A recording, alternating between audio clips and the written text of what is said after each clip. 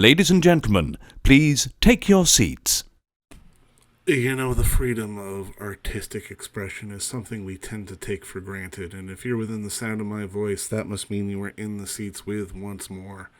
As always, my name is Dave Voigt, and I'm the host of this podcast where we sit down with a wide-ranging variety of industry professionals, and we pick their brain about current projects, state of the industry, how they got started, and so very much more, in a light and in a conversational fashion. And you know what? If you like how we do things around here, I'm going to go out on a limb and assume that you do because you're listening.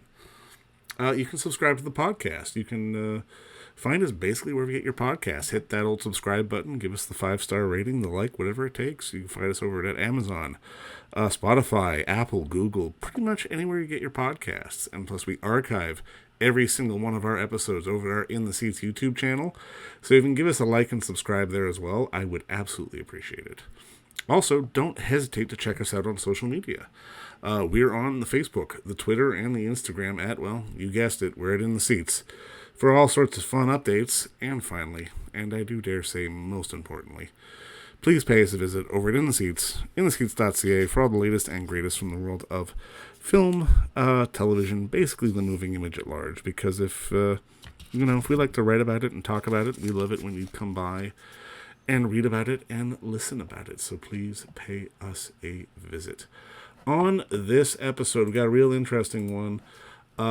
It's a film that is on video on demand platforms now, and it's a real important piece of work from a filmmaker by the name of David Henry Gerson, and the film is called "The Story Won't Die," and it's a timely look at a young generation of artists from Syria who are using their work to protest and process really what is the world's largest and ongoing displacement of people since World War II. It's a shocker, to be sure. And I mean, we meet through this film a wide array of really fascinating artists.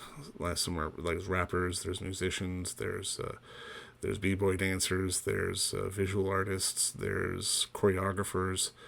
It's really a fascinating look at how these young people, as they endure in exile, are using their art to try to say something. And we had a unique pleasure of sitting down, of talking with David Henry Gerson, the director of the film, just about some of the themes that come up in it, and just sort of what kicked it off and started it off for him, and so very much more. We had a real interesting talk, which I want you to listen to, but I mean, more importantly, I want you to check out this film, which is on all video-on-demand platforms now.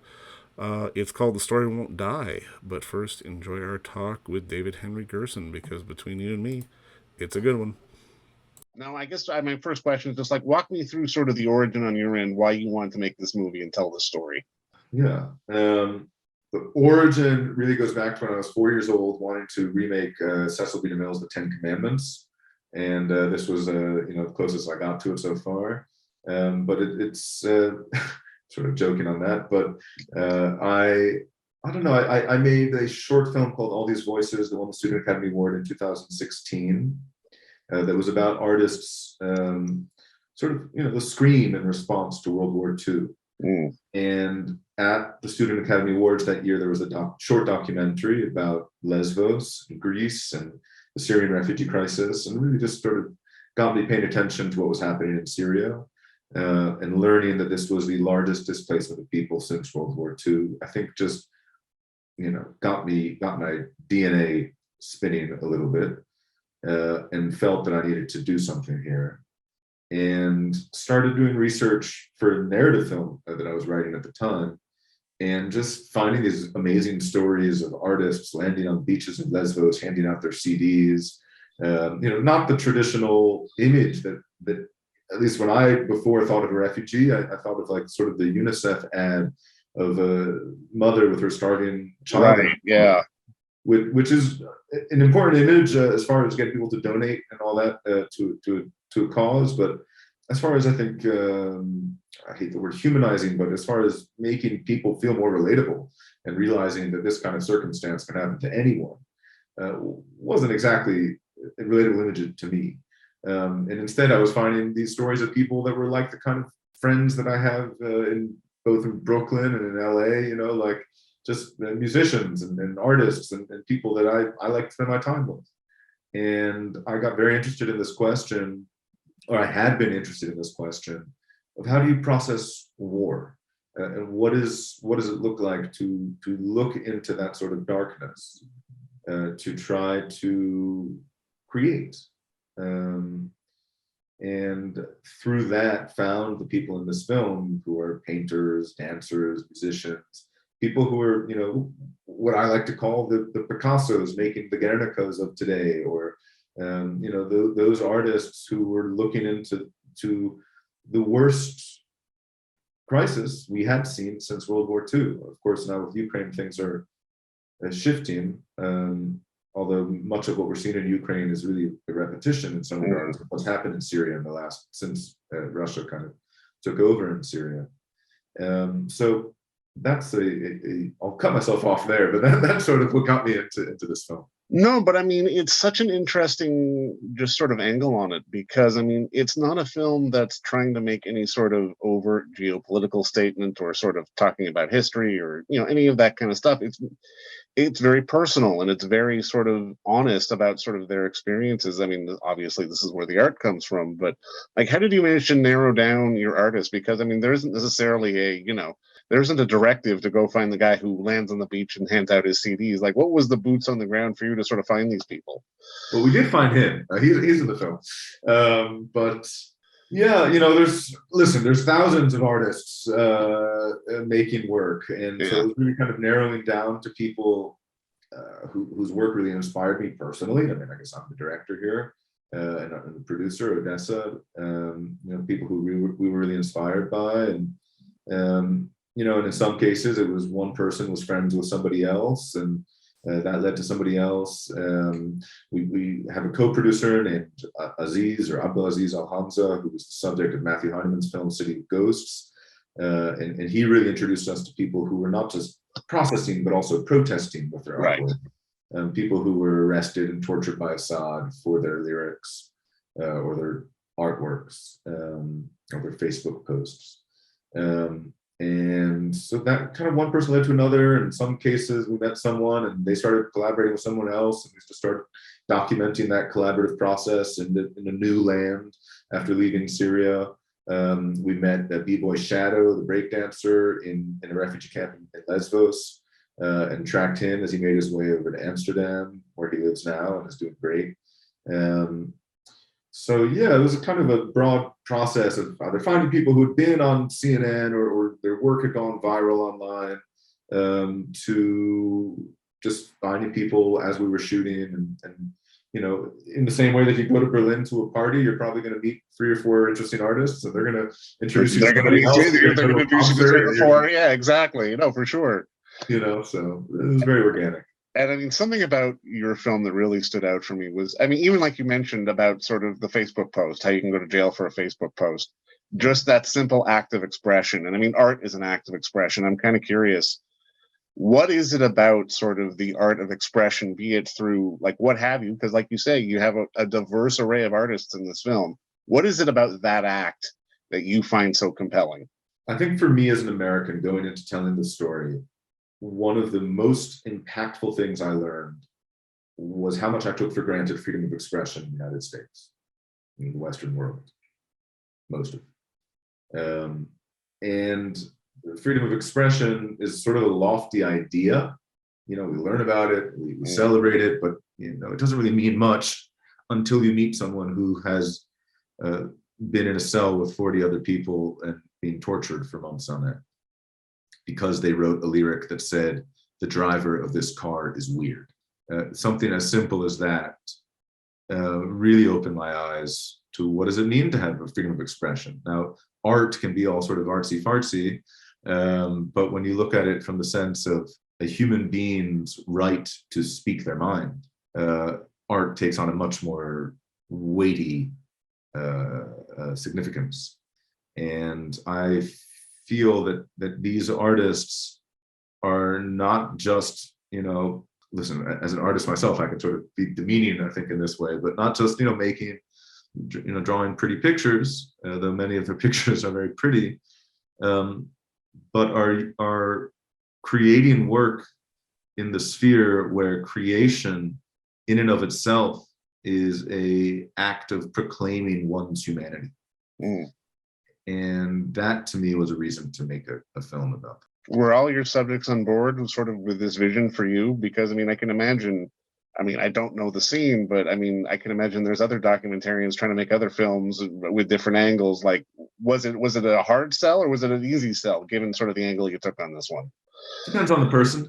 Yeah. Some had really been around the block and done a lot of documentaries. One of my favorite lines in the movie is when Bahila, the artist, the musician, says, "We're tired of being lab rats for documentaries," and that's part of the conflict of being an artist, right? If the goal is to express yourself, and suddenly you're being pigeonholed as being a quote unquote refugee artist, suddenly you can't just express yourself. You know, it's like, I made a movie about World War II. It doesn't mean I want to make every movie ever about World War II. You know, so that's just one of the conflicts after leaving Syria of trying to figure out what is your voice as an artist. Everyone had different responses. And I think one of the things I like about this film is that there is really a diversity of voices here. Religious, non-religious, different socioeconomic backgrounds, and of course, different artistic practices. Another interesting thing I learned is that dancers generally are the happiest people. Writers, painters, miserable, but dancers are very happy people. So yeah, you know, some really didn't want to do it at first, and the more we spoke and the more I really showed that this was something I was doing in a way to understand my own background and my own father, who was born a refugee after World War II and who was an artist in many ways. He was a lawyer, but also an artist, and who spent much of his life just trying to reconcile the chaos from which he had come from in his artworks. I mean, even in his photographs, he was a photographer. There's often a balance between chaos and order. And I feel like in his eye, he was always looking to find that balance, in a way, maybe subconsciously, to justify his existence after the horrors that he had emerged from. And I feel that for the artists in the film, there's often a similar balance between, you know, feeling free and having guilt that you are free, feeling that you must create and feeling that you can't create because of the weight that you've endured. And so I think a lot of people opened up to making this film because it was very personal conversations that we had. In fact, my father died while I was editing the film. Oh, wow. And truly, the artists in the film were the people who were, I hate to say it about my other friends, but were the most comforting to me after my father died, because we had spent so much time talking about my father just before he had passed away. And so I think there was just a real personal connection that allowed us to make this kind of intimate story. And I mean, there is such a unifying thread in this, because I mean, especially sort of in the Western world, we tend to, you know, or at least the masses tend to disconnect themselves from the refugee experience, when in reality, we're all 1, 2, 3, 4, 5, however many generations separated from being a refugee anyway. And it's one of those things that I love to see the similarities of just humanity in general, because, you know, people don't think of people coming from Syria being artists, but of course they're artists. There are artists everywhere. That's just reality. And it's one of those things we share in this, you know, big blue marble that we all live on. And I mean, how important is it for you to sort of have the thread of just, I guess, humanity through art, I guess might be the right way to put it, in this film? Yeah, I mean, certainly in relation to the refugee issue, I started making this film in 2018. And at that time, there was a lot of, and still is, a lot of sort of anti-refugee sentiment being spoken around by politicians around the world. And given that was my own background, at least through my father, it felt like I got to understand this better. And, you know, it's very easy to say, just shut the door, when we don't see the face of the person on the other side of the door. And I think one of my goals was to say, all right, well, who are these people? At least from Syria. You know, there's 85 million at least refugees on the planet today. Mm. Uh, and to think that because I live in Los Angeles or in the United States, that I won't become a refugee. History proves otherwise. Mm. And I think realizing that anyone can become a refugee. I mean, look at Ukraine today. Yeah. Look at any place in the world. Yeah, a it's building true. is bombed, right? Say a building is bombed. There's going to be any kind of person living in that building. There's going to be artists. There's going to be lawyers. There's going to be doctors. There's going to be film critics. There's going to be people Exactly. from around the world of all walks of life. And so to think that, of these 85 million people, that there isn't a real diversity of thought and experience and life is perhaps a self-protective concept to keep us from thinking that, well, this couldn't happen to me. And I think it's very important for us all to realize that any of us can become a refugee. And as one person was saying earlier today, with climate change, unfortunately, the number of refugees on this planet is going to go up and up and up. And Yeah. I feel that humanizing, seeing equality, and seeing humanity in other people is a much stronger bet of a survival mechanism than otherwise. So I think that was really my goal, was just, how simplify this statistic of 13 million Syrian refugees and meet a few of the people that at least I want to hang out with. No, I mean, for you, as this is getting out to audiences, at the end of the day, is that the hope? Just to sort of humanize this discussion as opposed to, like you say, putting it over there or shutting the door kind of thing? Very much so is one of the hopes. I've had the honor of being able to speak around the world with this film as we've gone to film festivals, to embassies, to freedom forums, to all sorts of events through the State Department and otherwise. And on the one hand is to humanize.